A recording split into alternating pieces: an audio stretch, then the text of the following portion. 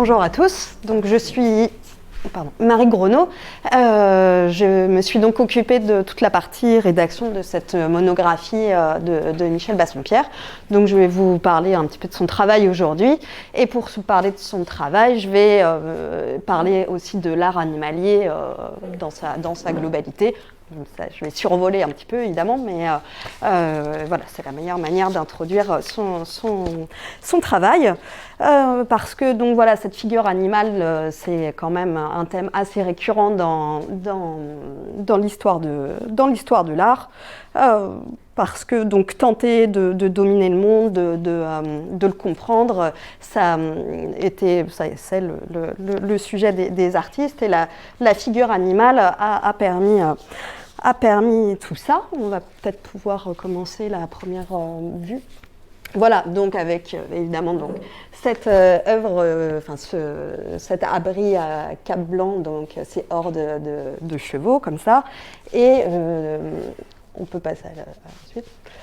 Et puis donc dans notre époque contemporaine, cette œuvre de Damien Hirst qui est donc très célèbre. Donc cette présence de l'animal dans l'histoire de l'art, ça a été aussi au travers de différentes allégories.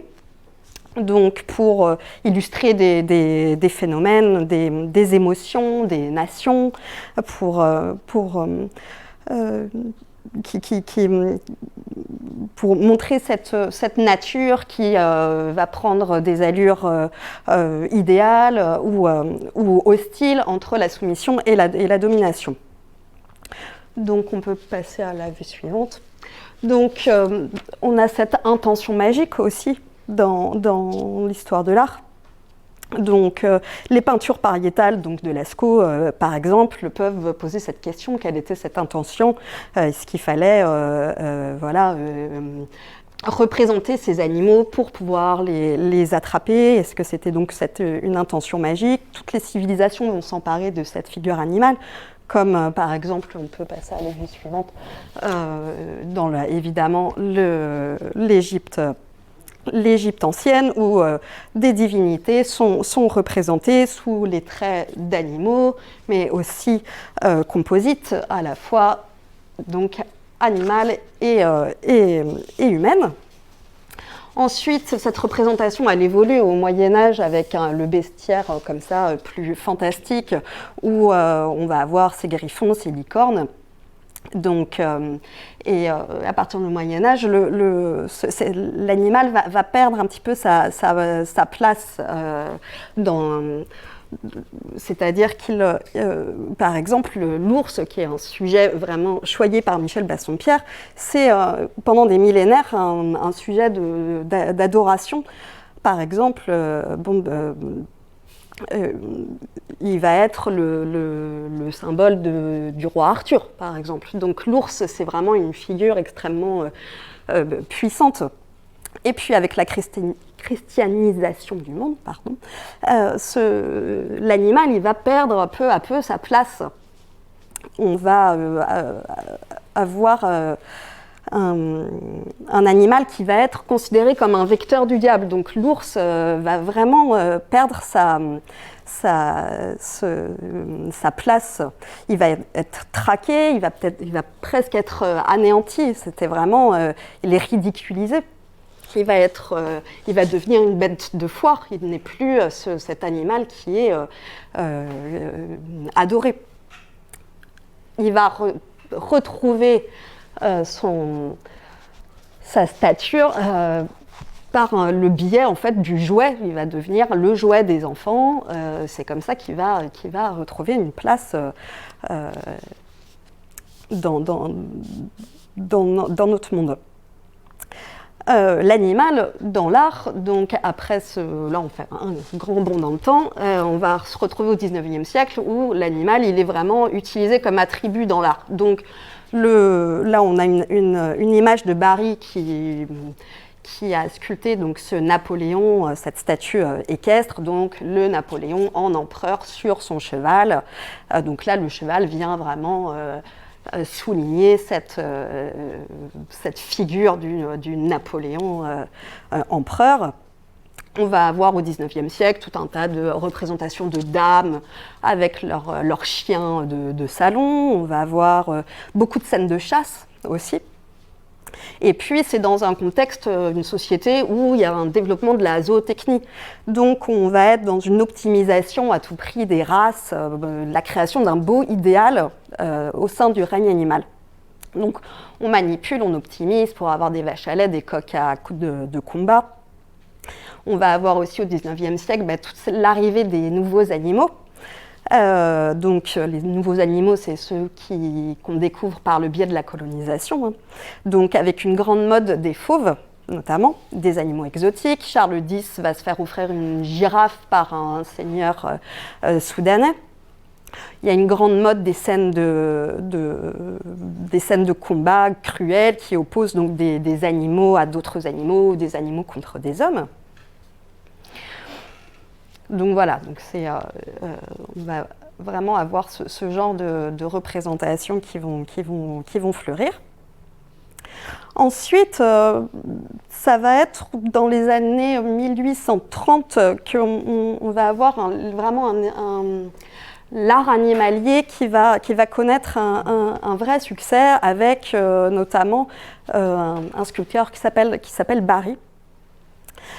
Il y a un mouvement naturaliste qui va pousser à considérer l'animal comme un individu et non plus comme une machine, parce que c'était vraiment ça, notamment Descartes qui considérait vraiment l'animal comme une machine.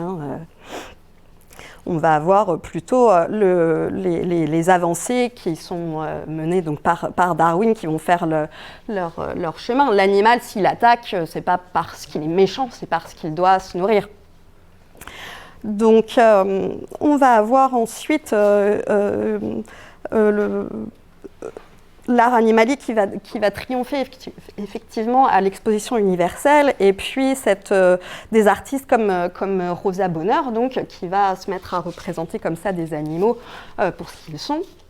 Alors, Rosa Bonheur, elle avait par exemple une ferme dans laquelle elle avait donc, des animaux de basse-cour, mais aussi des fauves. Donc, c'était une mode comme ça au XIXe siècle. Ensuite, on peut passer, voilà, il y a ce genre de représentation donc, de la croix qui va, dans cette scène, montrer cette chasse au lion.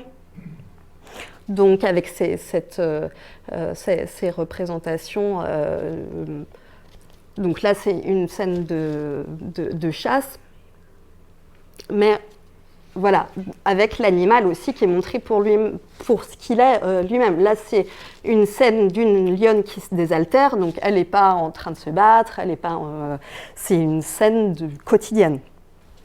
Donc oui, cette vision romantique de l'animal sauvage et sanguinaire va disparaître en fait avec petit à petit pour aller vers l'aspect de l'animal, enfin, pour ce qu'il est, donc plus pacifique, plus affable, comme ici avec Rembrandt Bugatti qui va se mettre à proposer comme ça des groupes d'animaux, des sculptures qui mettent en avant les qualités plastiques de l'animal. Donc là, on a vraiment une représentation tout à fait délicate, paisible des animaux, avec aussi donc cette avancée plastique, comme avec cet artiste Georges Guillot, et cet artiste donc François Pompon, qui va s'intéresser à l'animal dans sa forme et va le débarrasser en fait de tout un tas d'informations. Il va plus du tout travailler comme un taxidermiste, il va travailler l'animal pour ce qu'il est dans ses formes et dans ses lignes. On gomme toute indication de plumage, de pelage, vraiment pour aller vers l'essentiel.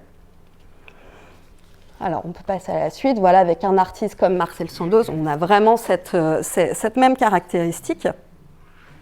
Et puis, en 1922, c'est l'artiste donc François Pompon qui va imposer un style donc comme ça très dépouillé avec un ours blanc qu'on a peut-être vu sur l'image précédente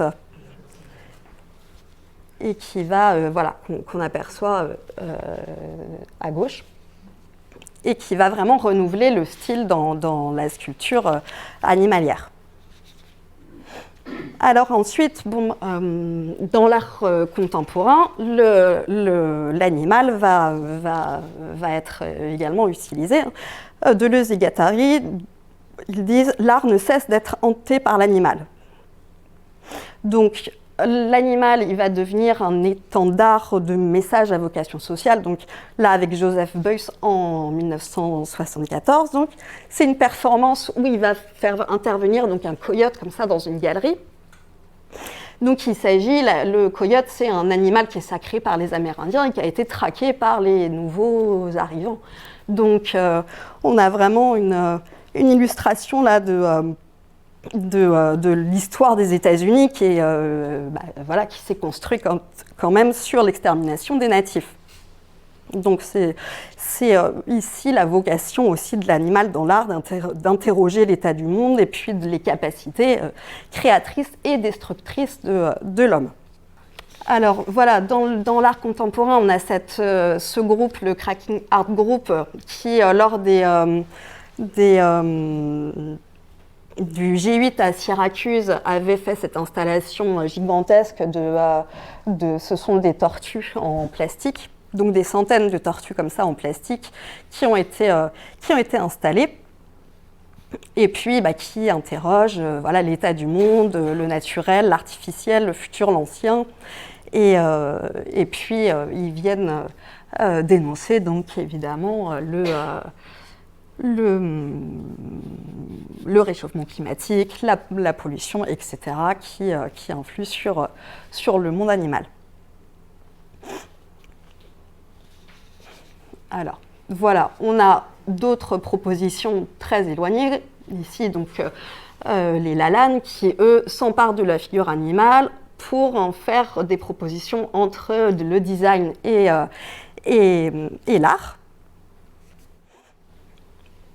Et puis, un artiste comme Gilles Capton, ce peintre qui met les bovins à l'honneur. Il en souligne donc la force colossale, mais aussi la servitude, tout en rappelant la vocation magique donc, du taureau. Ici, Danielle Beck, elle représente, donc elle est passionnée de grands félins, elle les représente pour aussi témoigner de la disparition fulgurante de ces espèces. Donc ce sont vraiment des résistances poétiques à l'heure de ce qu'on peut appeler l'Anthropocène. Donc Michel Bassompierre, il s'inscrit dans cette lignée-là, puisque lui, c'est cette vie animale qui n'a de cesse de l'éblouir et de l'émouvoir finalement. Et lui, ce qu'il cherche, c'est de capter les individus dans leur propre environnement, d'embrasser leurs mouvements et de leurs attitudes spontanées, comme on peut voir sur cette série. Et c'est l'œil du sculpteur qui va dominer chez lui. Ce sont les formes, les énergies des corps qui se diffusent dans son travail. Donc il appartient effectivement à ce genre traditionnel qui est l'art animalier. Et il y avait un titre du magazine Beaux-Arts qui considère donc l'art animalier en voie de disparition, comme bon nombre de ces sujets. Donc Michel Bassompierre, il est guidé par cette admiration pour la nature, pour les animaux. Et ce qui se dégage de ses œuvres, c'est cette nature noble et intense. Et puis ce parti pris plastique très, très tranché, qui est faussement simple finalement, qui est caractérisé par ses formes très franches, sans artifice, et avec une recherche vraiment de synthèse. Il s'inscrit du coup dans la démarche de cet artiste qu'on a vu tout à l'heure, François Pompon. Donc on n'a pas de détails de pelage, on a un travail qui est très précis sur les masses, sur la lumière, on se débarrasse vraiment du superflu pour atteindre le fondamental, l'élan de vie, c'est vraiment le fond. Donc il n'y a pas de jugement, il n'y a pas d'allégorie dans son travail. L'animal est ce qu'il est, il est digne, il est graphique. Donc ici, on le voit dans son atelier avec entre les mains cette fameuse œuvre de Pompon. Donc Michel Bassompierre, il naît en 1948 dans une famille, une grande famille entre une mère artiste et un père scientifique. Donc sa mère, elle illustre des livres médicaux. Et avec sa famille, il va fréquenter énormément les parcs et le musée d'histoire naturelle notamment. Et très jeune, il va se mettre à produire énormément de dessins, donc il va prendre des rouleaux de tapisserie et déjà il produit beaucoup de dessins. Et il va aussi se mettre au modelage très vite. Lui, il part sur le principe qu'il va créer déjà ses propres jouets. Et il a vraiment cette formation entre ses parents, à la fois cette vision scientifique et cette approche artistique. Et puis, il a ses grands-parents qui vivent dans une ferme en Vendée. Et c'est une ferme dans laquelle il y a beaucoup de chevaux. Donc, ce sont des animaux qui vont aussi le fasciner et puis intégrer son bestiaire. Et plus tard, il va déménager à Rouen, Michel Bassompierre, et avec sa famille, enfin avec ses frères, il va passer des nuits dans les forêts pour observer les animaux. Et plus tard, à Rouen, il va intégrer donc l'école des beaux-arts. Donc il va très vite se tourner vers le modelage, puisque c'est le médium qui va vraiment lui convenir le mieux. Et il va rencontrer des professeurs qui vont être très importants pour lui, notamment Monsieur Mouillet, qui va insister sur le fait qu'il faut mettre absolument des horizontales sous le modèle. Alors, on a quelques exemples. Donc ça, c'est une consigne dont il se souvient encore aujourd'hui et qu'il va appliquer à chaque fois dans son travail. Donc c'est une rencontre qui est déterminante pour lui. Il va également rencontrer donc René Leleu, qui est un sculpteur et médailleur de renom, qui est notamment lauréat du prix de Rome en 1939. Et il va suivre donc la scolarité de Michel Bassompierre. Et ce Leleu, il a bien conscience de ce qui se passe à ce moment-là dans l'art, dans la sculpture. Et quand Michel Bassompierre présente ses 2 ours et son éléphant lors de son diplôme, eh bien, ça passe pas forcément très bien auprès du jury à ce moment-là, parce que l'art figuratif est considéré comme étant trop conventionnel, presque un peu daté. Mais Leleu, il insiste sur le fait qu'il faut rester sincère avec soi-même. Donc Michel Bassompierre, il va quand même continuer à faire ce qu'il aime. Et il va donc continuer cette sculpture et se tourner en parallèle vers le professorat. Donc il va faire ça tout le temps en fait pour pouvoir continuer la sculpture. Il continue d'être professeur, ce qui lui permet d'avoir de la matière pour créer. Et il va fonctionner ainsi jusqu'à sa retraite. Donc dès son plus jeune âge, il ressent ce désir vital de nature, ce besoin de nature. Il dit « moi j'ai besoin de la nature, cet espace me rassure. Le désert m'a toujours attiré, les zones où finalement il y a peu d'humains. Les forêts, les montagnes où je ne croise pas l'animal humain, mais de vrais habitants. Je fais partie de la nature. Un insecte par exemple, c'est un frère animal. Je fais partie du même système, je vis la nature. Je cherche toujours le plaisir du vent dans les feuilles. » Et c'est vraiment cette sensation qui s'installe face à ces œuvres. On se laisse divaguer, on observe, on surprend ces animaux qui sont affairés dans leur vie quotidienne.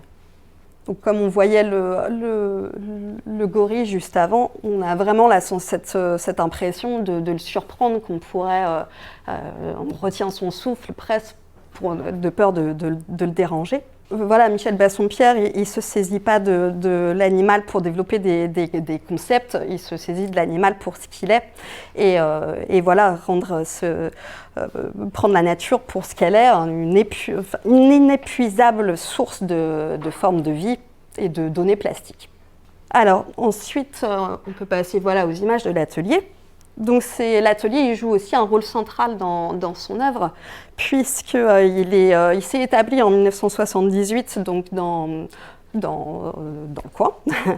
Et il est séduit tout de suite par un lieu, c'est nappé de boutons d'or, il y a des bois qui sont habités de sangliers, de chevreuils, de tout un tas d'oiseaux. On n'entend pas le bruit d'une voiture ou d'un avion,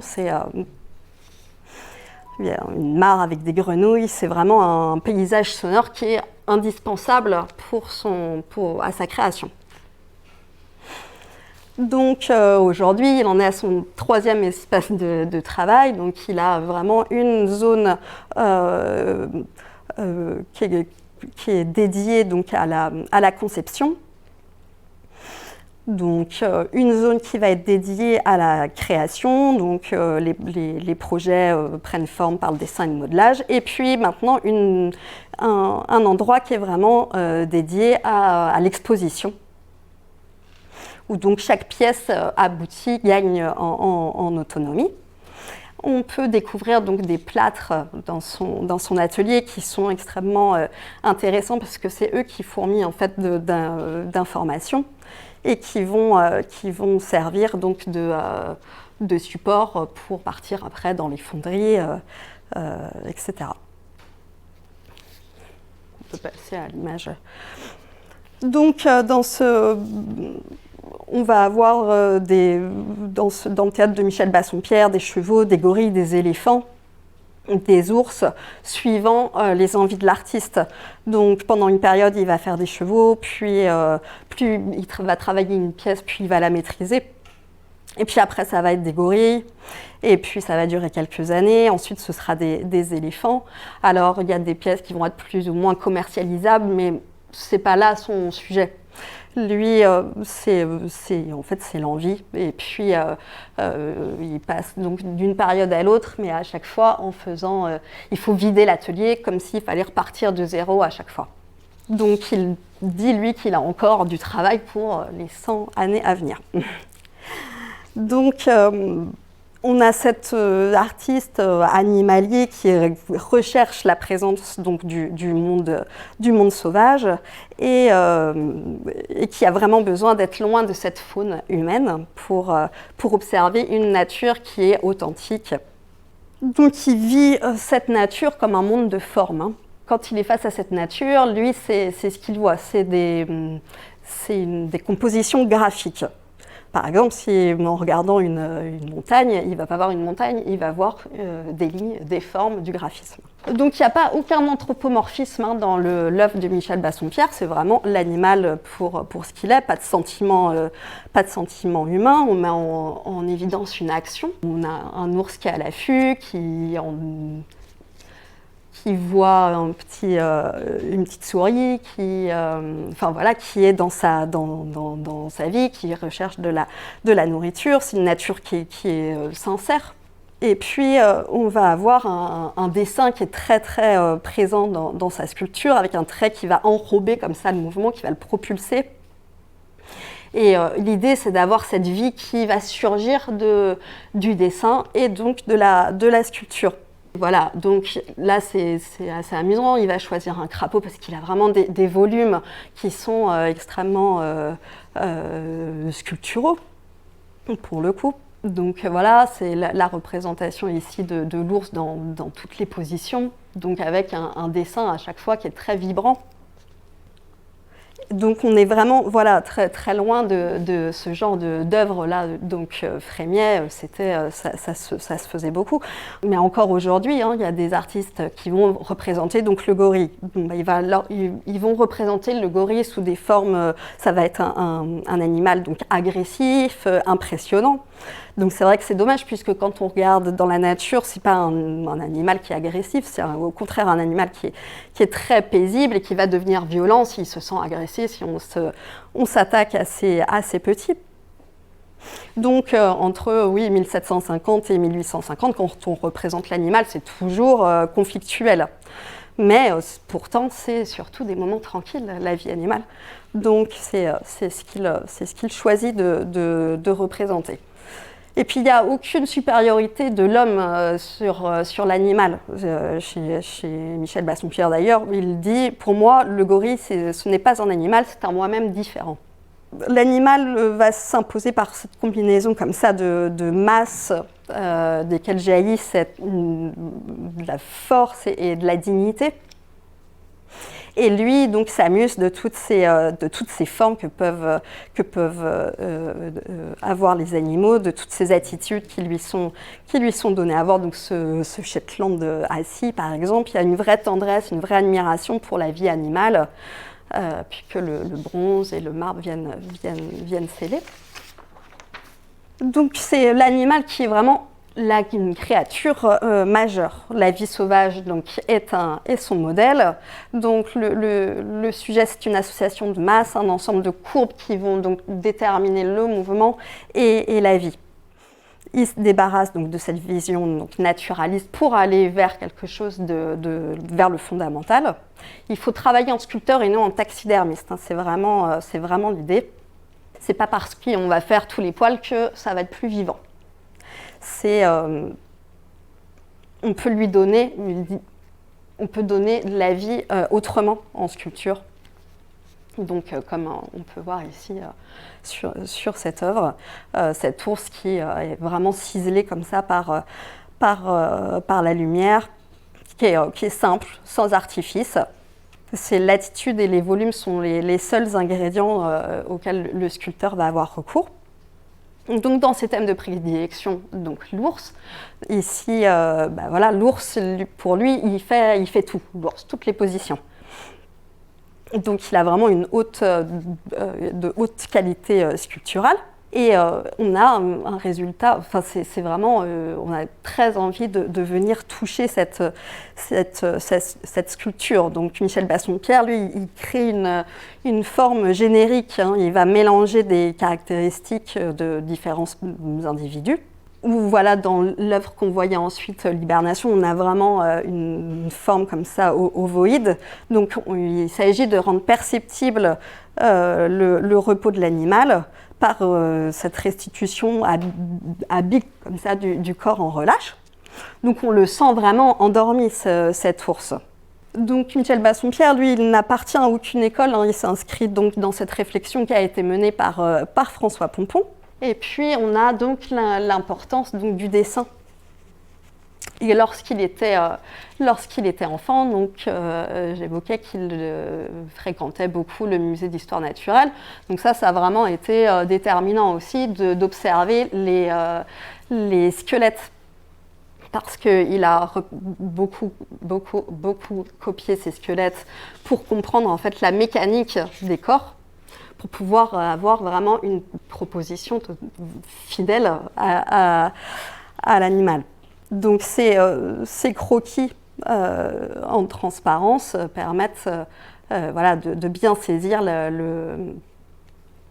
mécanique du corps. Parce que la sculpture, pour lui, elle repose sur la véracité du dessin avant tout.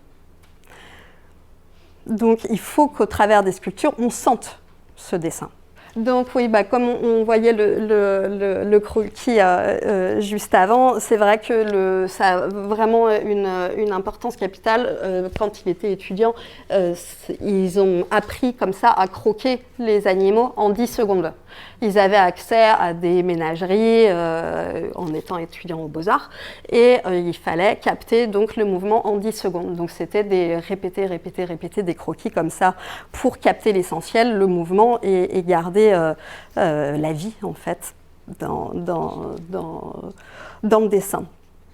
Donc aujourd'hui, il ne fréquente plus les ménageries, mais il ne travaille jamais sur photo, parce que pour lui, ça viendrait figer l'œuvre, enfin la représentation.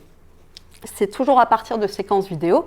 Donc il travaille notamment avec Rémi Marion, qui est un cinéaste animalier. Et donc jamais de photo, parce que ça rendrait vraiment rigide le dessin. Donc voilà, Michel Bassompierre, il a 50 ans de carrière désormais. Il a été en 87, il a reçu le prix du Conseil général de Loire-Atlantique. Il a été en 89 primé au Salon des artistes animaliers. Et puis en 2017, il est lauréat du prix François Pompon. Donc pour conclure, il incarne la figure même de l'artiste qui est captive par ce besoin donc obsessionnel et permanent de créer. Et puis, il rassure dans la mesure où il nous rappelle aussi cette beauté extraordinaire qui nous entoure, qu'on a peut-être tendance à pas forcément à oublier un peu. Et il n'est jamais au repos, et il n'est jamais au repos parce que tout n'est que forme et ligne dans ce monde. Donc, il fait partie de ceux qui se sont réappropriés justement le monde en s'emparant de la figure animale, qui est plus que jamais en péril. Et puis, il nous renvoie en cela aux premières missions de l'art. Il parvient à recréer des zones de silence, de contemplation, dans un environnement contemporain qui est saturé de bruit et d'images. Donc, il s'est révélé dans ce genre de l'art animalier. Il a bâti son œuvre sur ses convictions propres, en restant fidèle à lui-même, et puis en faisant preuve d'une grande exigence, toujours.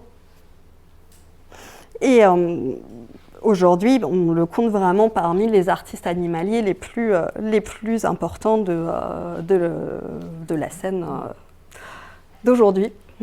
Voilà ce que je peux vous dire en quelques mots. Je ne vais pas parler de la partie technique parce que c'est lui qui va parler de ça mieux que moi. Voilà, je vous remercie de m'avoir écouté.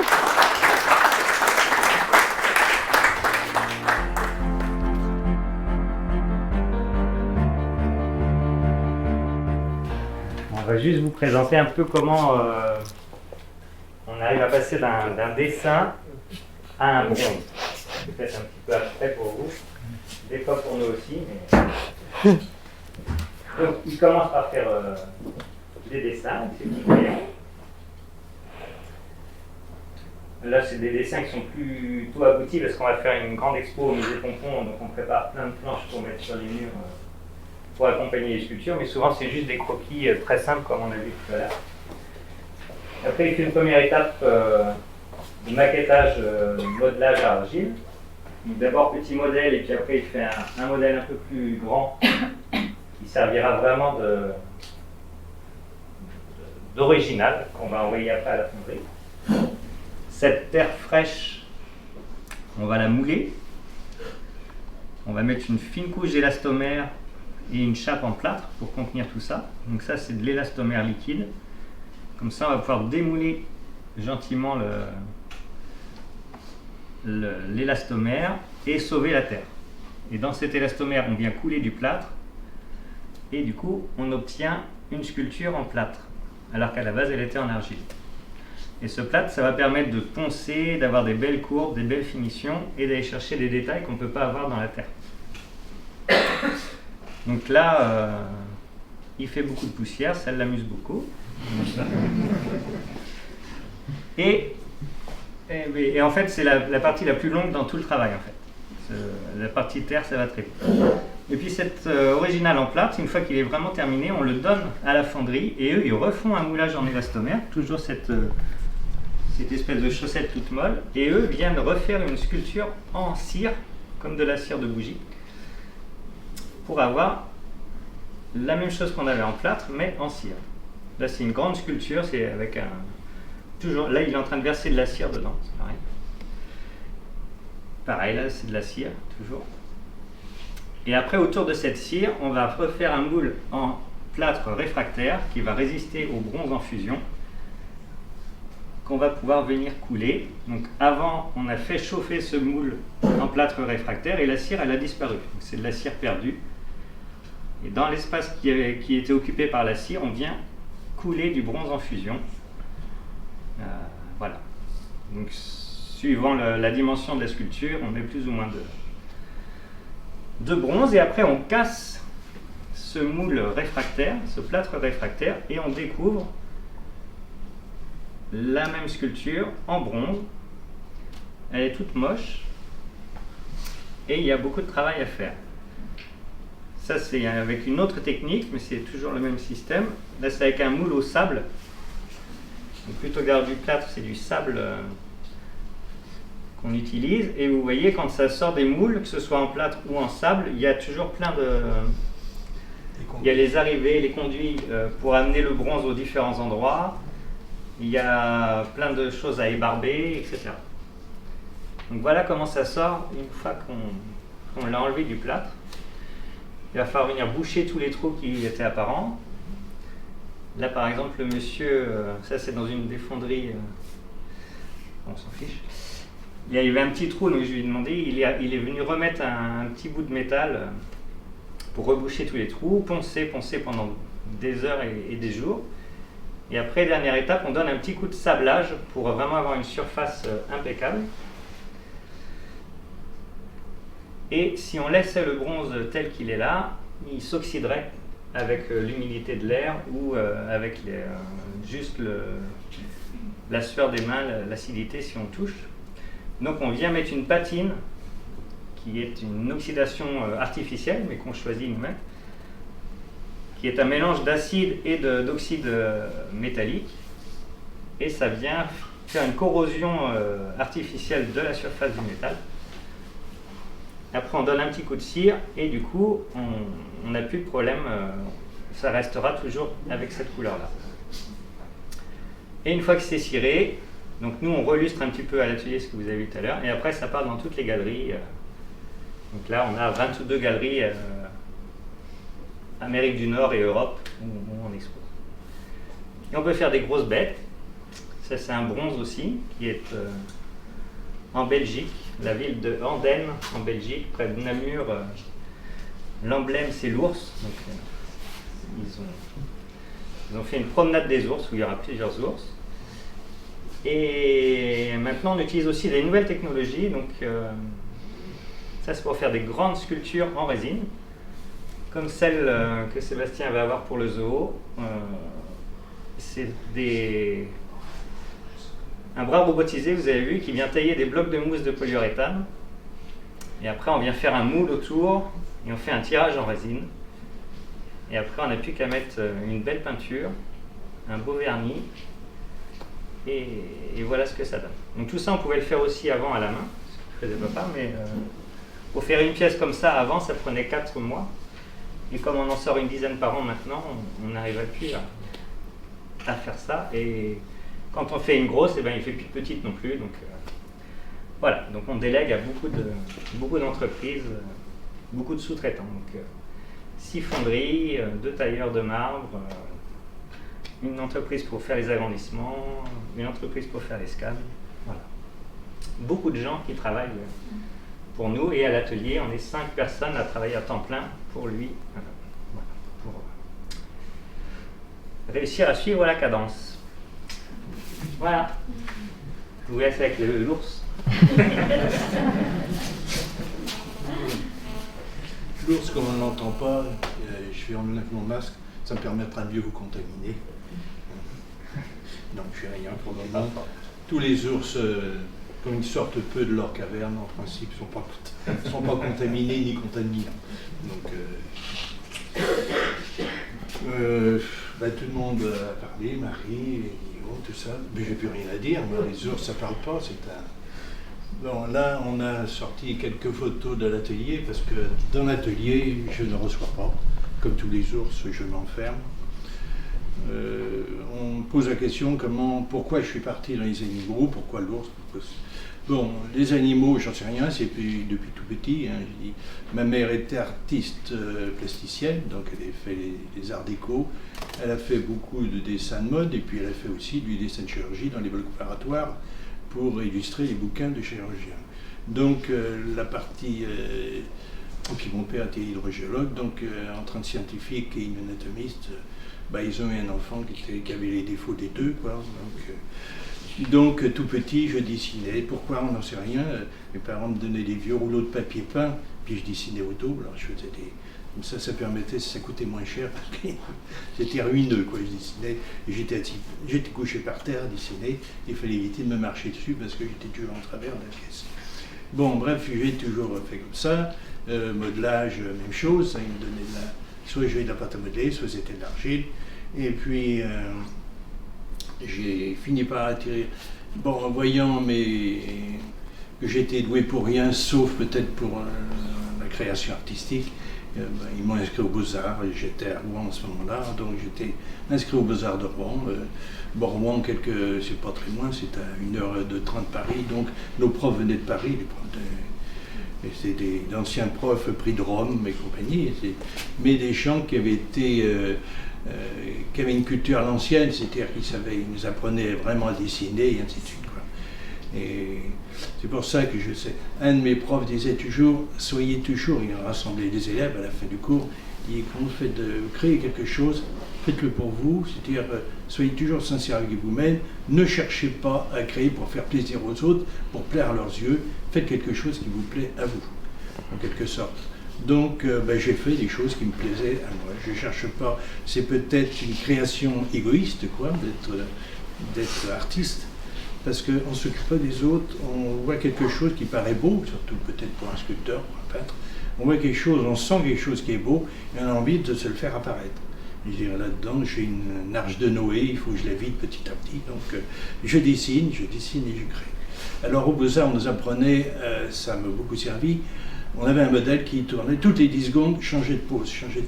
Ce qui fait qu'après, dans les zoos et dans les cirques, dans les zoos où on dessinait, les élèves des Beaux-Arts, on pouvait dessiner, en 10 secondes, l'animal, lui, il n'arrête pas de changer, il bouge et tout ça. Bon, on avait donc des grandes planches à dessin, et puis en dessinant, on passait hop, il bougeait, on passait un autre, on prenait un croquis, ainsi de suite. Et je sais, même un jour, dans la ménagerie d'un cirque, on était avec on était, je sais pas, une 10-12 élèves des Beaux-Arts en train de dessiner. Il y avait une copine qui était là avec son carnet de croquis. Et d'un coup, hop, son carnet est parti dans une trompe et il a fini dans la bouche d'un éléphant. Alors évidemment, nous, méchamment, les copains, on a rigolé, mais enfin, ça ne l'arrangeait pas trop. Donc on était vraiment sur le terrain. Et donc tout ça, ça m'a servi. Alors, c'est vrai que j'ai toujours eu cet appel de la forêt, ce besoin du côté secret de la nature. Et puis ma conception donc de l'animal, ce n'est pas décoratif comme à une époque. L'animal, on mettait ça pour les dessus de cheminée. Mon approche était différente. Mon orientation, on me dit, est-ce que c'est l'esprit de Pompon? Pompon, je dis Pompon parce que généralement tout le monde connaît un peu cet ours blanc de Pompon qui lui a permis d'être vraiment connu, lui qui était simplement au départ, il a travaillé chez Rodin, il était un chef d'équipe chez Rodin à une époque, et puis il s'est lancé quand même dans la sculpture, mais Pompon faisait surtout des personnages. Il a fait un peu d'animaux sur la fin, mais il faisait surtout des personnages. Parce que j'en étais Pompon, ça y est, j'ai perdu, comme tous les vieux, je commence à...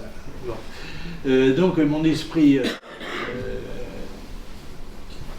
j'ai pas l'esprit de Pompon dans mes sculptures. J'aime bien, c'est quelqu'un que j'apprécie parce qu'il est très humble, c'est quelqu'un de discret. Je serais plutôt orienté, moi, vers l'art égyptien. La représentation, parce que dans l'art égyptien, l'animal n'est plus un animal, c'est un humain, c'est même un dieu qui se cache sous la forme d'un animal. Donc je dirais, et leur façon d'épurer leurs animaux, c'est quelque chose qui me parle beaucoup à moi. Alors ma façon de travailler, je dessine, et dessiner, c'est comme répéter une leçon. Ça veut dire que tout ça, ça s'inscrit.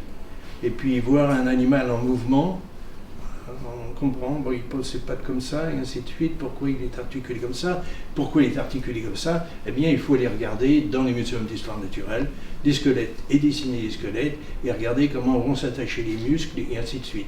Voir les proportions. Et quand on regarde par exemple la différence entre un squelette humain et un squelette de gorille, ben, le diamètre des os n'est pas beaucoup plus gros. La puissance du gorille, c'est la musculature autour. Et bon, c'est pas la même forme évidemment de thorax, ainsi de suite. Et puis comme c'est un animal qui a 4 pattes, le bassin est beaucoup plus long, c'est pas le...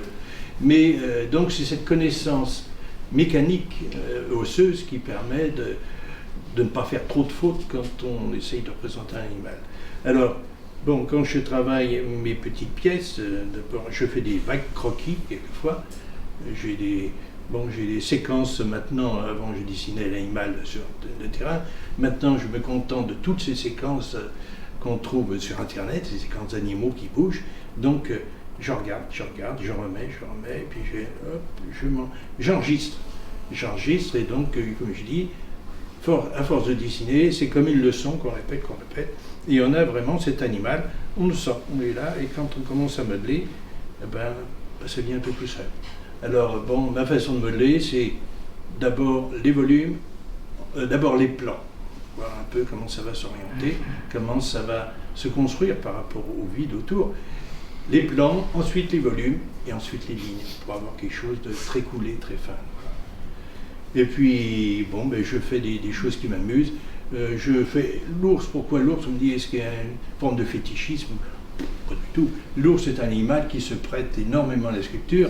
Il prend à peu près toutes les poses humaines, c'est ça qui est amusant. On va dire le gorille va faire pareil, mais l'ours, cet animal, ce carnivore, carnivore non, parce qu'en réalité, il est 90% de végétaux et seulement 10% de...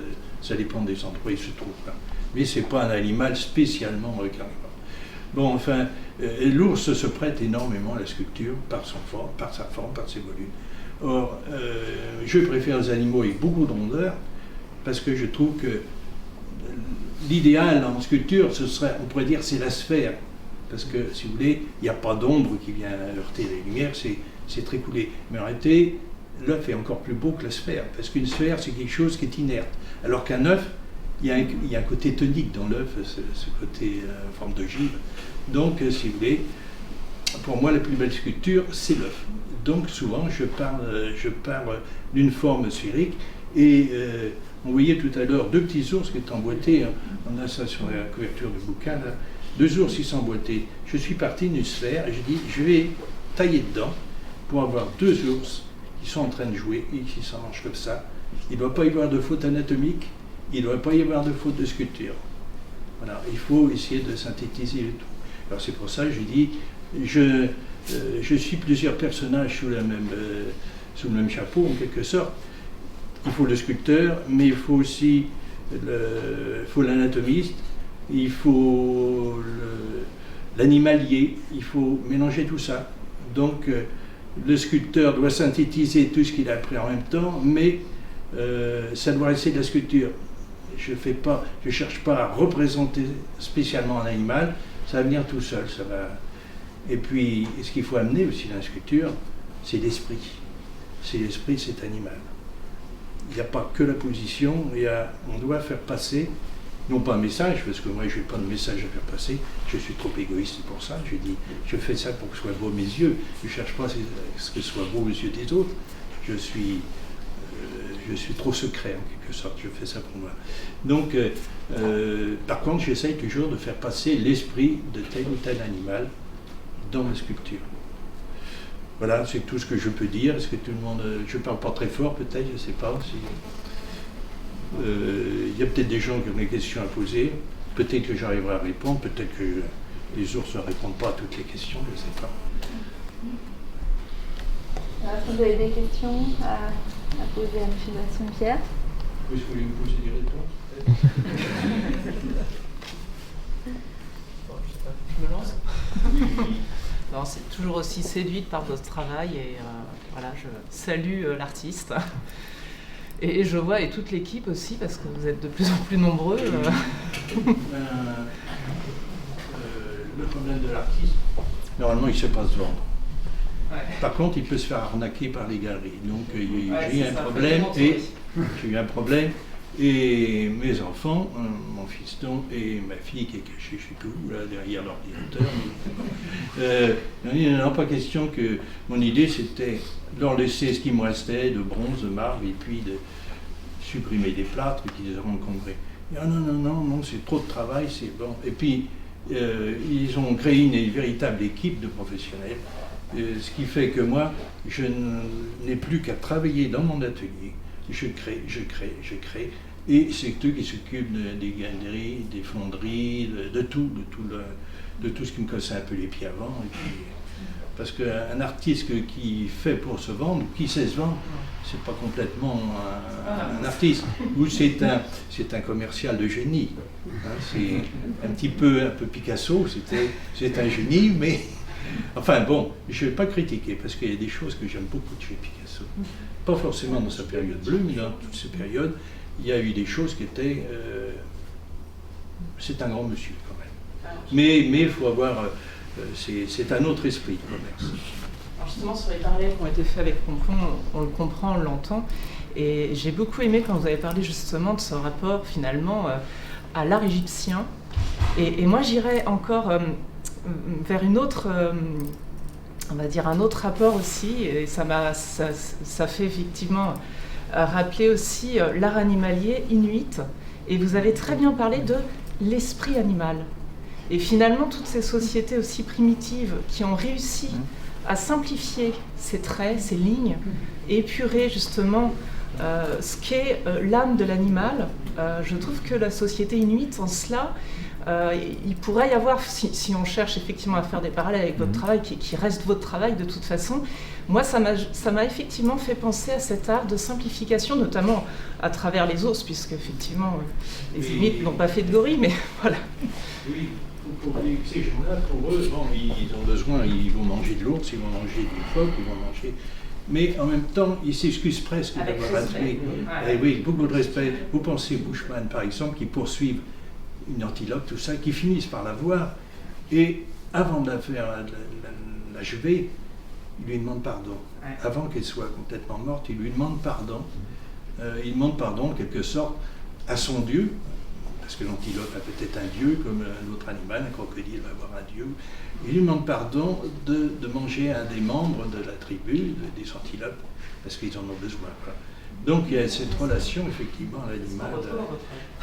Pour moi, je suis en admiration. L'animal, c'est mon frère animal, qu'est-ce qu'on insecte, tout ça. Puis la plante, c'est ma sœur, la plante. C'est-à-dire qu'on fait partie, pour moi, je le sens comme ça, on fait partie de tout ça. Maintenant, je ne cherche pas à montrer spécialement des animaux qui sont en voie de disparition. Quand j'ai commencé à faire ça, je pensais pas... j'étais peut-être écolo quand j'avais une quinzaine d'années. Maintenant, mais j'ai trop de recul pour être... Je ne sais plus, je me pose des questions.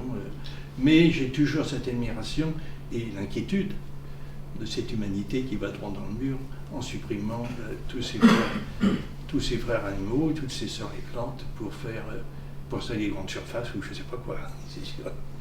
Enfin, pour bétonner. Non, mais c'est vrai que moi je cherche le côté poétique et les côtés extraordinaires, le côté relationnel avec l'animal, avec cette forme qui est tellement belle et qui est tellement plaisante. Et comme je dis, je ne suis pas un sculpteur, je ne suis qu'un vieil enfant qui continue à faire ses jouets. Depuis tout petit, peut-être que j'avais un de mes frangins qui cassait tous les jouets qu'on avait, il fallait qu'il essaye sa force. Bon, ce qui fait que le mieux c'était de les faire soi-même, ses propres jouets, donc on peut les recréer, même s'ils étaient cassés, on recommençait, ainsi de suite. Donc, si vous voulez, je ne me prends pas la tête, hein, je ne me considère pas... Je continue à m'amuser et à m'enfermer dans ma grotte, dans mon atelier, que je n'ouvre pas généralement parce que je ne veux pas déflorer mon atelier. Je suis chez moi, je me cache. C'est juste qu'il y a trop de bazar, Michel. Il ne faut juste pas montrer ton bazar. Il y a peut-être un peu de ça, oui. Non, j'essaye de... je peux pas, s'il y a trop de bazar, j'arrive plus. De temps en temps, j'ai fait 2-3 pièces, il dit, bon, allez, je nettoie tout parce que j'ai besoin que ce soit propre pour refaire d'autres choses. Et puis, je dirais, c'est comme des poules, il faut leur piquer. Si on ne leur retire pas leurs œufs, elles vont arrêter de pondre. Alors moi, il faut me retirer mes sculptures. Comme je suis en manque, je reponds. Hein, et puis bon, j'ai un cerveau qui me permet de créer. Je suis bon qu'à ça parce que je suis nul pour tout le reste. Il ne faut pas me demander de faire la cuisine, de bouffe, c'est pas mon truc. Non, c'est ce qui est beau à voir et ce qui est beau à entendre. Les deux grandes choses, la musique et puis la création artistique, enfin, la belle, celle qui est sincère, quoi. Voilà, je ne sais pas s'il y a d'autres. Vous avez évoqué tout à l'heure que vous inspiriez beaucoup des vidéos animalières. Oui. Est-ce que vous allez aussi sur le terrain, dans les grands parcs animaliers en Afrique, pour observer la gestuelle des animaux dans leur milieu naturel? Pas spécialement, je dirais même, alors les gens sont horrifiés, mais pourquoi vous entendez par exemple des zoos? Pourquoi? Parce que dans ces zoos, on a l'animal à côté et on peut voir des choses qu'on ne voit pas s'il est dans la jungle, bon, je suis allé au Kenya, tout ça, mais c'est la sensation qui était extraordinaire. C'était la réserve Masai Mara, et c'est une espèce de, on est sur une falaise, et il y a une immense plaine, et on voit à ce moment-là, l'Arche de Noé était vidée, et tout le monde se promène au milieu de cette plaine. On voit des groupes de girafes, des groupes d'autruches, des buffles, des antilopes, même des lions loin, des phacochères, tout ça. Mais c'est extraordinaire, parce qu'on dit toute cette vie qu'on n'a pas touchée, en quelque sorte. Sinon, bon, il y a des gens, bon, ça rapporte et ça permet de payer des gardes pour les protéger. Des gens vont voir les gorilles. Bon, ça veut dire qu'il faut beaucoup marcher. Moi, je suis estropié maintenant, je ne peux plus trop. Mais donc, les gens vont voir les gorilles, me disent toujours, oh, est-ce que ça vaut le coup d'aller leur porter nos maladies? Est-ce que c'est pas aussi bien de les laisser vivre, ne pas les déranger, ne pas saccager leur forêt? Je pense aux orang-outans, toutes ces forêts de Bornéo, compagnie, qui sont saccagées pour faire du bois pour... Nutella. Hein? Du Nutella. Ou du Nutella, tout ça. Et par rapport aussi à votre observation sur les ours, aujourd'hui en France, il y a deux animaux qui sont décriés. Il y a l'ours d'un côté et le loup de l'autre. Est-ce que la tentation d'aller observer le loup dans son milieu, de le reproduire, vous tente ou pas? Alors, les canidés vont m'intéresser, moi. Parce que c'est trop maigre. C'est trop maigre pour un sculpteur. C'est comme les chevaux. Les chevaux, je fais le bourrin, parce que le bourrin, de face, il y a un beau poitrail, il y a une belle croupe, alors que le cheval de course, c'est trop maigrichon. C'est très bon en peinture, et les statues équestres avec des chevaux qui sont comme du cheval de selle, eh bien, ce qui donne le volume, c'est le cavalier qui est dessus, avec les jambes qui s'écartent un peu. On essaye, parce que pour le sculpteur, il faut qu'on puisse tourner autour, ça doit toujours remplir l'œil. Or, le cheval, s'il est tout seul, un cheval de selle nu, sans personne dessus, c'est maigre. Alors qu'un bon bourrin, on fait le tour, c'est toujours plein. Donc c'est pour ça que je choisis toujours, parce que ça se prête plus à la sculpture. Faire une femme maigre, ça va pour quelqu'un qui fait du fer forgé. Mais pour un sculpteur qui fait le marbre ou du bronze, il faut être plutôt modèle Mayol, quoi. Un peu de rondeur. J'ai dit rondeur, j'ai pas dit... voilà. Vous avez parlé de Pompon en disant qu'en effet il avait été praticien pour plusieurs sculpteurs, dont Rodin, bon, pour des questions alimentaires, mais ça l'a aussi beaucoup aidé, je suppose, pour sa technique. Est-ce que vous avez travaillé pour d'autres sculpteurs au début de votre carrière? Jamais. Jamais, parce que quand je suis sorti des Beaux-Arts, mes profs ont dit, déjà, quand j'ai passé mon diplôme, on m'a fait comprendre que c'était anachronique ce que je faisais par rapport à... Il fallait souder des pots d'échappement, des peindre, tout ça, plein de trucs. Quand j'ai vu ça, alors que moi je venais des créations, bon, il ne faut pas que je m'occupe de ça, je vais faire ma route tout seul sans m'occuper de personne. Voilà, donc, oui, bon, si je repense à Pompon, lui il est tombé presque à un bon moment, moi je suis tombé à un mauvais moment, donc sachant que ça allait être très difficile, j'ai dit bon, je vais essayer. Comme beaucoup d'élèves aux Beaux-Arts, on a fait de l'enseignement. Bon, j'étais en art appliqué, donc j'étais très bien. Je faisais avec mes élèves tout ce qu'il fallait pas faire, c'est-à-dire je faisais des dessins animés, je faisais de l'architecture, je faisais de la céramique, alors que normalement les collègues faisaient plutôt... c'était très limité, alors que moi je faisais un peu de tout, je m'amusais à faire de tout. Et mon inspecteur était très content parce que ça changeait de tout ce qu'il voyait ailleurs. Il dit, ah, bon. Et donc ça m'a permis, parce que la sculpture ça coûte très cher, il faut du matériel, beaucoup de matériel, il faut un atelier, il faut les palans, il faut... Donc ça m'a permis petit à petit de construire mon atelier, de construire, d'avancer et puis de faire des expos. Et donc c'est sûr que travailler pour un autre, personne n'aurait pu m'enseigner parce que c'était pas l'esprit. Je ne me voyais pas faire des installations ou faire des trucs. C'est pas ça. C'est pas ce que j'avais appris, c'est pas ce que je ressentais.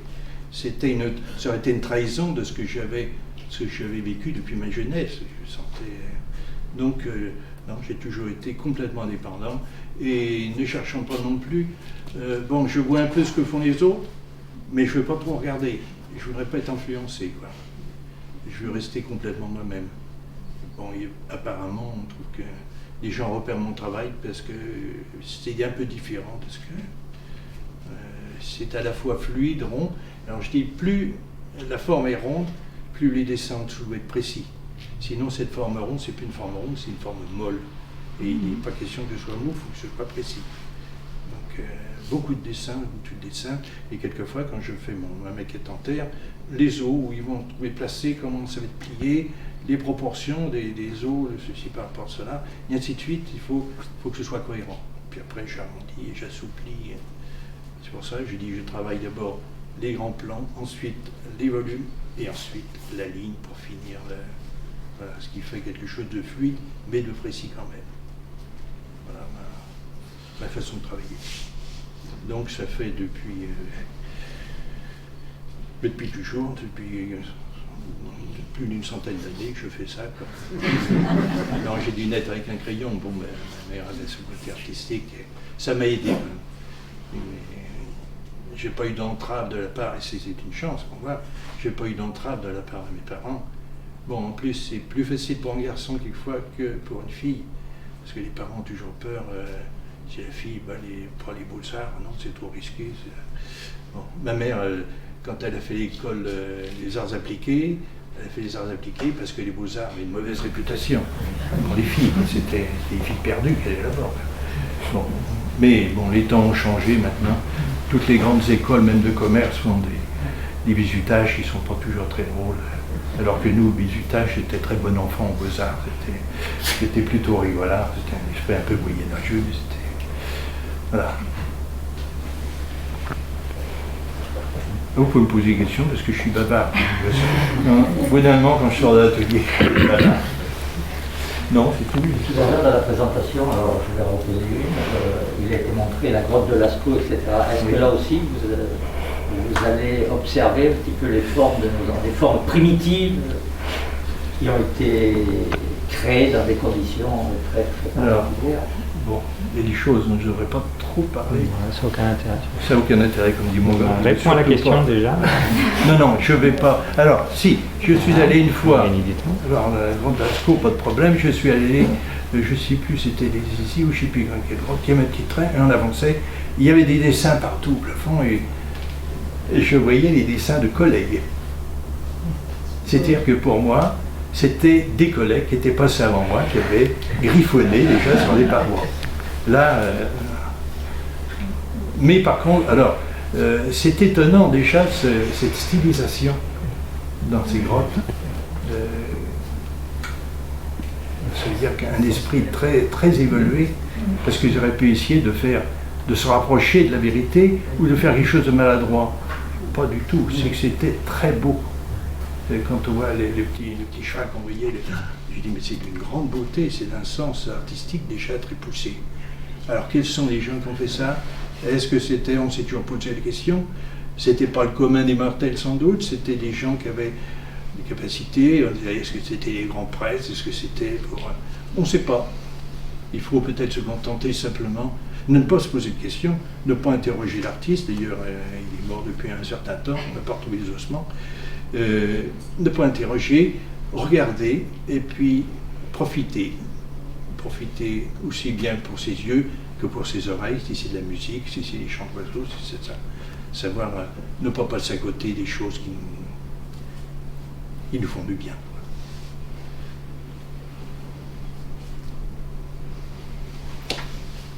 Rien à dire. J'ai trop parlé peut-être. Disons que le souci, c'est que c'est vrai qu'on admire vos œuvres et éventuellement on aimerait bien en posséder une à la maison. Et pour avoir été sur votre site, je me suis aperçu que toutes les galeries sont dans des villes qui ne sont pas, comment dire, accessibles à tout le monde. Je prends l'exemple de La Baule, je crois, que vous avez une galerie là-bas. Alors malheureusement, je crois que jamais je pourrais m'offrir une de vos œuvres. Et ça me pose... Je vais peut-être acheter le livre si vous l'avez amené. Et, c'est un plaisir. Parce que si vous voulez, moi, tous les articles, je me contente des cartes postales quand je vais dans les musées. Donc, voilà. Est-ce que c'est important de posséder, ou est-ce que déjà le plaisir de voir, ça va prendre du plaisir à voir. Mais quand les sculptures m'arrivent, par exemple, de fonderie, elles ont été patinées, elles sont là. Oh, si j'étais riche, je me les achèterais. Bon, et donc, surtout pas, il faut qu'elles repartent, parce que sinon, je les aurai à la maison, et puis j'arrêterai de travailler. Alors que là, je me sens dans le besoin, donc je recrée des choses nouvelles, quoi. Bon, j'ai sans doute cette chance ou cette malchance de pouvoir me faire moi-même mes jouets. Il y a tellement de choses. Un beau paysage, on n'en est pas propriétaire, et pourtant on va être en admiration devant un très beau paysage, jusqu'au jour où il va être saboté par ceci ou cela, parce que c'est pas rentable, quoi. Alors c'est vrai que ces galeries sont dans des villes... faut pas m'en vouloir, il n'y a pas de galerie à Valette, ni à la Boissière du Doré. Non, c'est vrai que c'est pas forcément les gens qui les achètent qui peuvent éventuellement les admirer Oh, généralement, là, si. Là, c'est vrai que ça représente un coût, mais c'est cher les sculptures par rapport à une peinture, oui. Ah oui, parce qu'il y a tellement. Faut savoir, avant, moi, quand je faisais une grosse pièce, je mettais 4-5 mois. Alors j'étais content, je dis que j'ai fait un truc monumental. Mais pendant ce temps-là, je ne travaillais pas, je ne créais pas. Et c'est vrai que dans une fonderie, quand on voit tout le boulot entre, déjà, même moi, je dessine, j'observe, je dessine, je fais un premier modelage, je fais un agrandissement, après il faut que ce soit un premier moulage, après il faut retravailler sur place. Ce qui fait que finalement il y a un énorme travail derrière, et c'est pour ça que finalement c'est très cher. Et puis le principe du sculpteur, c'est la fonderie va demander tel prix de travail, nous on demande la même chose, et puis après la galerie elle a aussi ses frais, il y a ses affiches, il y a tout ça. Et ben, elle multiplie le prix par 10, chaque pièce est unique. Ah ben chaque pièce. Alors non, c'est comme je fais des bronzes par exemple, c'est des bronzes d'édition, ils sont numérotés de 1 jusqu'à 8, plus 4 épreuves d'artistes. Les épreuves d'artistes, c'est soit c'est les pièces qu'on se garde soi-même, soit les pièces qui finissent dans les musées, c'est des trucs comme ça. Donc si vous voulez, il y a 8 tirages et c'est terminé. Puis après on casse le moule, quoi. On n'a pas d'autre. On reviendra aux haut pour... voilà, pour voir. Il y a quand même des expositions aussi d'œuvres monumentales dans l'espace public. Donc là, on ne sera pas dans l'espace public, mais ce sera quand même très accessible à tous les visiteurs du parc zoologique.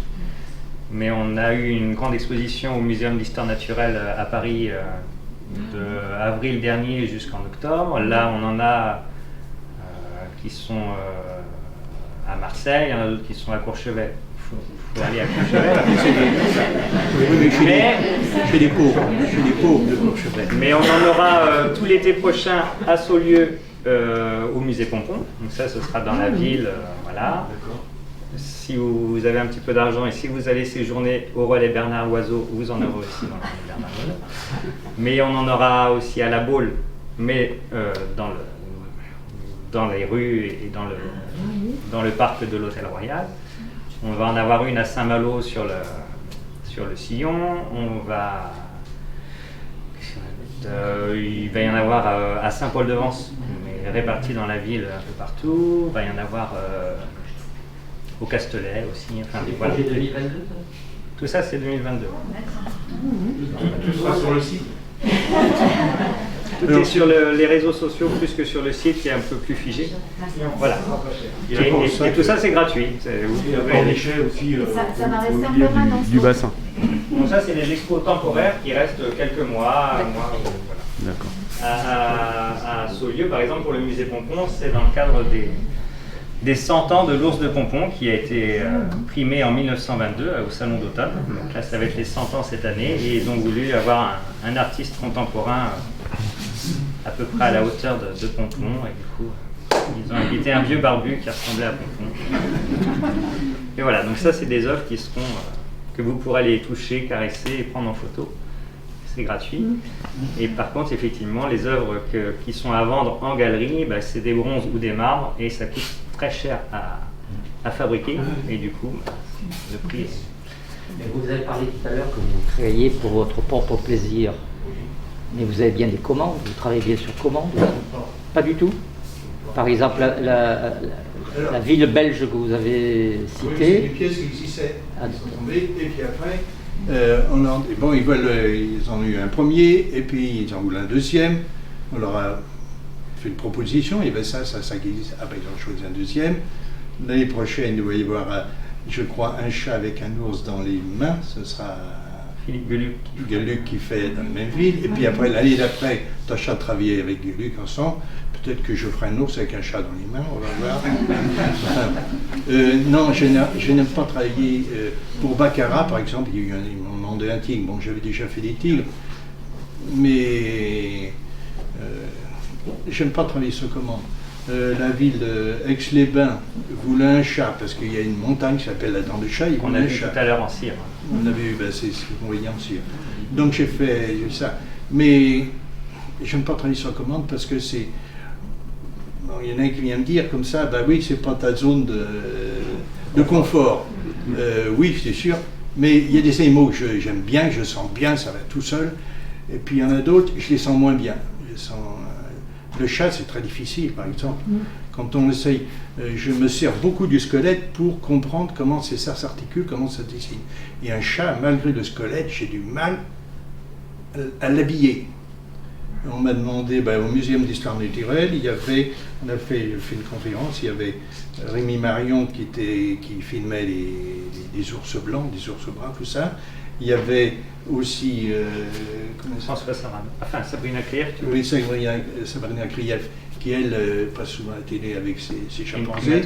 Primatologue. Et il y avait aussi François Sarano, un ancien de l'équipe Cousteau qui est océanographe. Alors il fallait que je dessine, pendant que ces gens-là faisaient en même temps que moi, ils expliquaient un peu leur conférence. Je dessine un cachalot. Je dis, mais un cachalot, c'est informe.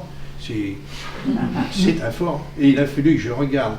Alors je suis allé sur Internet chercher la forme du squelette, parce que je n'en avais pas derrière la maison. Donc il a fallu que je comprenne par rapport à la forme du squelette comment venait s'articuler, parce que la bouche est une petite bouche triangulaire, très longue, fine, par rapport aux énormes bulbes du pif. Ouais. Je dis comment ça va s'articuler ça. Je me suis servi du squelette, j'ai dessiné par rapport au squelette, et j'ai fini par comprendre comment tout ça s'articulait.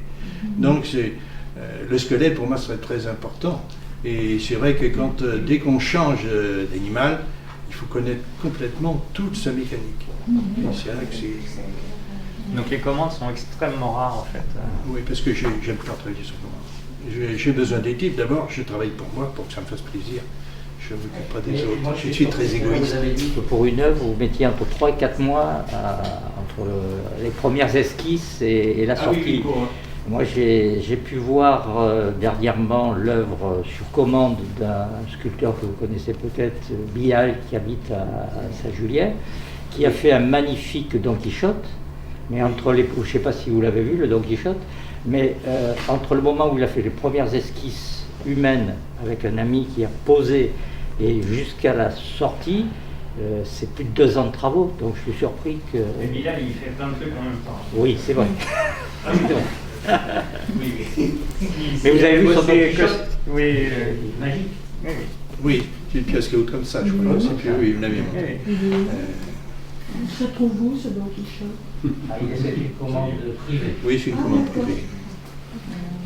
Mais il fait aussi la fonte, Bilal. Donc il fait. Oui, Il y a la pierre, il y a la pierre pour une commande privée pour une entreprise Oui, de Normand, pas de Normand. oui, c'était. Et puis la vallée des Saints aussi, il a fait ses gros blocs de granit. là. Mais il a fait, oui, effectivement, un truc. Il y Le avait une bois, tête de il fait cheval, une il y avait des différences. Oui, oui, oui. Non, non, mais il est très polyvalent. Et c'est un bon sculpteur. Et c'est un bon portraitiste aussi. Il fait des bustes qui sont bien ressemblants. Et ce qui est dommage, c'est qu'il n'arrive pas à percer. Et c'est pas la mode ce qu'il fait. Donc, peut-être qu'un jour, il y aura droit un peu une justice. Est-ce que vous avez un nombre limité pour les bronzes, comme pour les résines, comme pour les bronzes d'édition, ou pas? Si, en fait, à partir du moment où ça sort d'un moule, que ce soit du bronze ou de la résine, c'est la même numérotation. Et avec un même moule, on peut sortir cette pièce-là, par exemple, on l'a sortie en bronze déjà 3 fois. Et si on voulait faire un tirage en résine, ce sera le 4 sur 8. Oui, il s'inscrirait dans la même série parce que ça sort du même moule. Voilà. Et c'est important pour les collectionneurs de savoir qu'il y a vraiment que les 12 modèles maximum, 8 plus 4, qui existeront dans le monde entier dans cette dimension. Et après, le moule est détruit?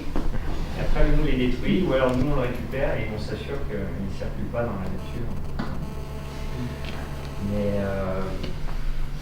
après, c'est assez facile pour quelqu'un qui possède déjà une œuvre de refaire un moule, un surmoule, on appelle ça, et de refaire des tirages.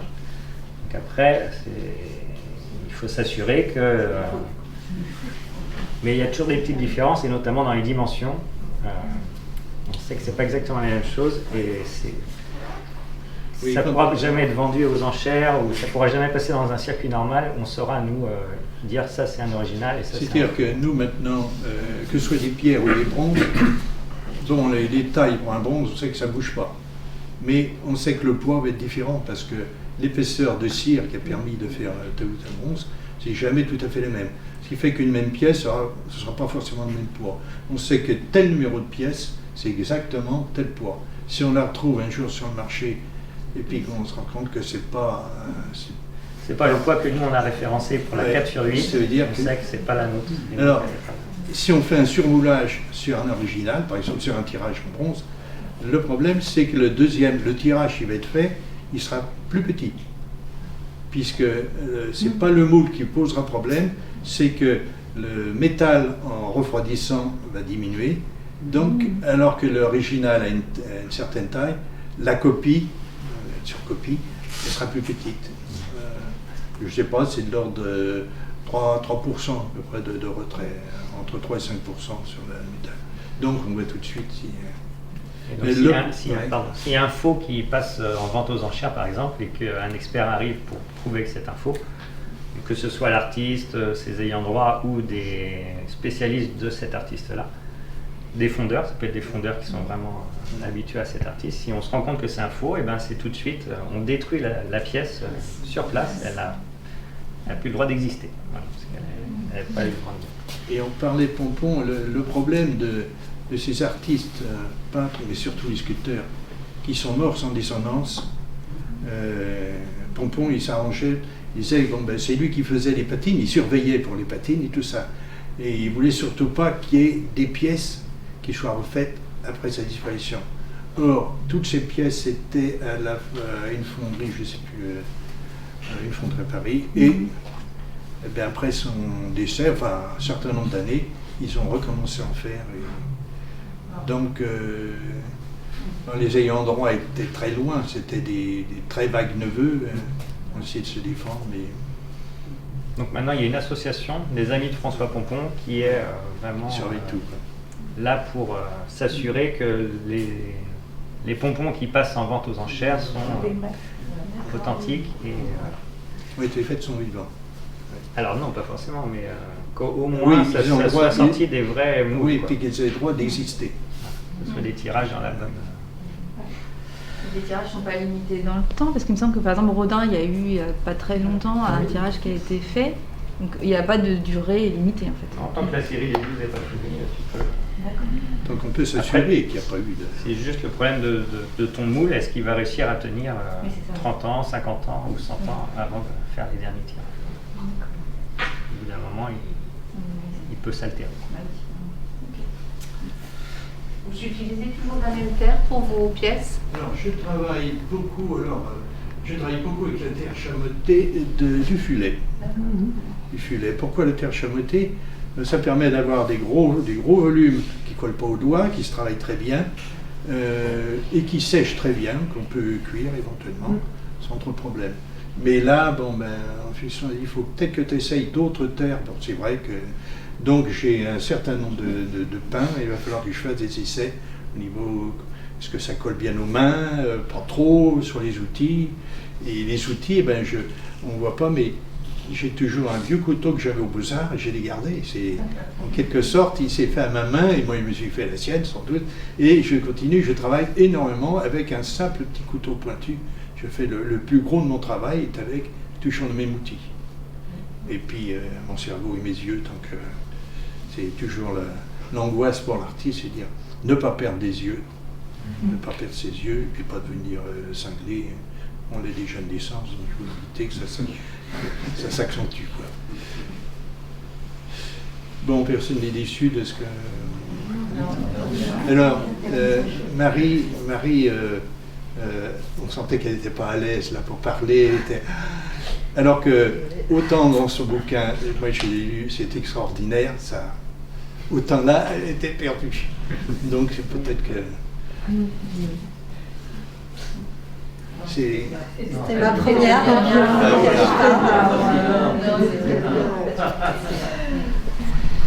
Bien sûr, on lira avec grand plaisir l'ouvrage. On a l'impression d'ailleurs qu'il y a un regain d'intérêt quand même pour la sculpture animalière, parce que vous disiez qu'il y avait de moins en moins de sculpteurs animaliers, mais par contre c'est vrai qu'il y a de plus en plus d'expositions, par exemple à Versailles sur les animaux du roi, etc. Est-ce que vous pensez que prochainement il y aura vos œuvres par exemple dans un musée? Est-ce que vous avez été contacté? Pour le moment, c'est bloqué. C'est bloqué, c'est-à-dire que pour les musées, c'est FRAC, c'est l'art contemporain. Je suis un artiste contemporain, je sais servir d'un ordinateur, du téléphone quand même, je sais que j'ai mon permis de conduire, mais je suis inexistant parce que je suis figuratif. Il faut que je sois patient, peut-être qu'après la mort, je me ferai avec le téléphone pour apprendre quand même que l'art figuratif peut être encore reconnu, mais peut-être, on verra, c'est des questions de mode. Vous n'avez jamais été approché par le château de Versailles pour exposer, parce que vous avez pu constater que le parc du château de Versailles, maintenant, tous les ans, tous les 2 ans, il y a une grande exposition dans le parc, et donc vos animaux se prêteraient... Oui, mais bon, non, mais on y travaille. C'est pas nous qui va faire ça. Je ne m'appelle pas Kuhn, donc... Non, mais ça fait partie des choses qu'on... Oui, parce que je pense que le cadre serait... En fait, il a été ringard pendant toute sa carrière. Et là, on essaye de le rendre... lui et les gens qui font du figuratif. Il y a eu des expositions dans les parcs magnifiques, mais qui étaient totalement à l'opposé. Oui, assez controversé. Oui. Ça ne se prêtait pas aussi. Ah, moi j'ai trouvé majestueuse. Oui. Oui, non, mais il y a plein d'endroits où on pourra mettre des choses, c'est sûr. Voilà. Oui, le musée. On a eu du travail pour quelques années. En France et à l'étranger. Oui. Oui, parce qu'en France, on achète très peu de sculptures en extérieur, alors que partout à l'étranger, en Belgique, en Allemagne, en Angleterre, en Amérique, partout dans les pays nordiques, il y a plein de bronzes partout. Et chez nous, il n'y en a pas. Ou alors s'il y en a, on les déboulonne. La ville de Andenne, la ville de Andenne qui a acheté le gros ours en bronze qu'on a vu tout à l'heure, c'est une commune de 30 000 habitants. Et ils en ont commandé un, ils en commandent un deuxième cette année, ils vont en commander un troisième l'année prochaine à Philippe Geluck et un quatrième l'année d'après à Papa. Donc je ne sais pas si vous vous rendez compte, pour une commune de 30 000 habitants, pour nous c'est l'équivalent de Vertou à peu près, et ben sur 4 ans ils vont acheter 4 œuvres monumentales en bronze, alors que nous déjà je pense que si une commune achète un petit bronze, ça peut être super, mais je pense qu'il va y avoir beaucoup de levées de boucliers en disant que c'est de l'argent gaspillé et pourquoi avoir mis tout ça. Ils ont raison, évidemment, c'est de l'argent gaspillé. Voilà.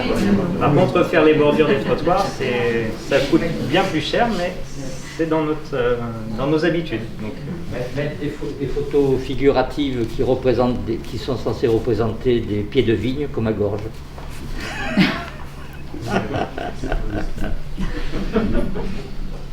Pour vous, les enfants, c'est quand même extraordinaire d'avoir un papa artiste. C'est l'enfer. Si, quand même. Je ne peux pas croire ça. Beaucoup de souffrance. Oui. Non, ils ont raison, parce que en plus je suis un papa poule, donc je les étouffe un peu. Bon, on survit. Après, je n'ai pas d'autres parents. Donc. Je ne peux pas comparer vraiment. Et puis justement, avant d'accompagner votre père dans toute cette dynamique, toute cette aventure, vous avez l'un et l'autre vaqué à des occupations avant peut-être de travailler avec votre père. Ouais, c'est ça. Karen était déjà dans la communication, donc, elle refait ça maintenant ici aussi. Et puis moi, je m'occupais déjà d'autres artistes, mais dans la musique.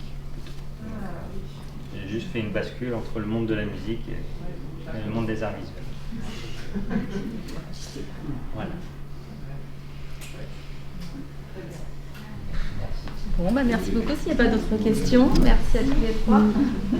En tout cas, merci d'être sortis de votre carrière.